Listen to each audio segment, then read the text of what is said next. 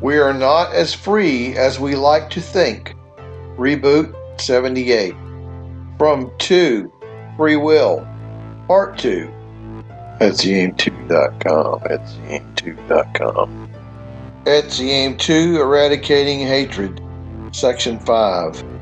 A pause to consider and reflect. Contributions of Freud, Epictetus, etc. applied to eradicating hatred and Etsym2. Study of Freudian contributions. From 2, Free Will, Part 2. We are not as free as we like to think. The human animal and many others are endowed with a desire to ensure their continued existence. Though the response is varied, the response, whether aggressive or defensive, still represents an instinctual reaction. The id's control of our actions is designed to call on those biochemical elements of our physical design that serve self-preservation.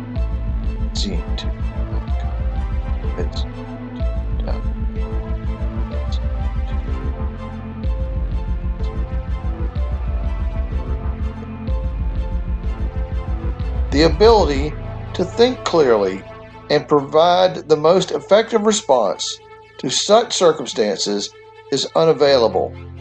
Under these kinds of stresses, few people are in possession of their mental faculties to such a degree as to be able to choose the right action which is most likely to maintain their life. There are entire schools of thought and study and physical disciplines such as martial arts and sports that spend hundreds and thousands of hours in preparation for the hopes of maintaining this ability under planned sanctioned circumstances, and just hopefully in surprise unplanned circumstances. Practiced and repeated actions such as these depend upon a concept referred to as muscle memory, the goal being to be able to efficiently perform the proper movements and techniques in self-defense and defensive and aggressive postures. These kinds of prepared actions couldn't be accomplished effectively by voluntary action.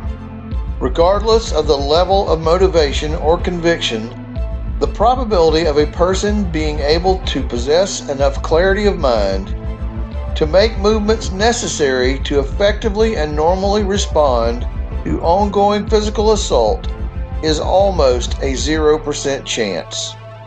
Thus, we call into doubt whether free will does or ever can be the source of motivation for any action taken by human beings.